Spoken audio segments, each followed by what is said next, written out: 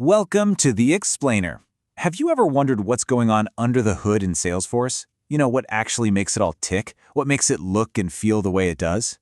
Well, today, we're going to climb the family tree of its user interface technology. It's a really cool story about 3 generations that define how every single button, list, and layout gets built on the platform. So here's how we're going to break it down. First, we'll meet the whole family. Then, we're going to spend some quality time with the original, the OG Visualforce, and really get into why Salesforce needed a huge shift to its successor, Lightning. After that, we'll have a little friendly showdown between the 2 modern options, Aura and LWC. And then, I'll give you a super simple guide on which one you should be using today. All right, let's dive in. Now, the best way to get your head around Salesforce UI development is to stop thinking about a bunch of competing technologies. Instead, I want you to think of it like a family, where each new generation kind of learns from the one that came before it and builds on its legacy. So first up, you've got the dependable granddad, Visualforce. He's the one who laid all the groundwork. Then came the parent, Aura, who really modernized the whole family with this new component-based way of doing things. And today, we've got the super speedy grandchild LWC, who's built on all the latest and greatest web standards. So let's start at the beginning with good old granddad Visualforce. So what exactly is this classic framework? Well, for years and years, if you wanted to create anything, and I mean anything, beyond a standard page layout in Salesforce, Visualforce was your one and only option. It was the original powerhouse for building custom UIs right there on the platform. At its core, Visualforce uses this tag-based language that looks, well, a lot like HTML. You'd use these tags to build your UI components, like a page section or a field. But the real brains of the operation, all the business logic, that was all handled on the server by something called an Apex controller.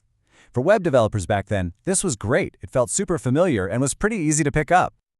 Now, one of its biggest strengths was the separation of duties, what's known as the Model View Controller, or MVC pattern. Think of it like this. The model is your data. The view is the actual page that user sees, and the controller is the code that makes it all work together. So what's the magic here? Well, this meant designers and developers could work on the same project at the same time without stepping on each other's toes. Absolutely brilliant. And for its time, this was a total game changer inside Salesforce. Development suddenly became so much more user-friendly. You could actually see your changes right away. Plus, since it was all hosted by the platform, Salesforce took care of all the maintenance. And the best part? Get this. When Salesforce released an update, your pages got upgraded automatically. Just imagine that. No late-night rewrites needed. And to really understand just how massive a deal this was, just look at that number. Before Visualforce, developers were stuck using this thing called S controls, and let me tell you, it was notoriously difficult. Switching to Visualforce meant you could get the exact same result with about 90% less code. That's not just a small improvement, that is a full-blown revolution in developer productivity. So with all this newfound power, developers used Visualforce for literally everything. You ever seen a company completely change what happens when you click the New button on an account? Yep, that's Visualforce.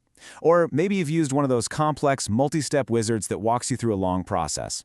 That's almost certainly Visualforce too. It really became the go-to tool for bending Salesforce to fit any unique business need. But, the web, it never stands still. The whole world was shifting to mobile phones and these super interactive, snappy apps.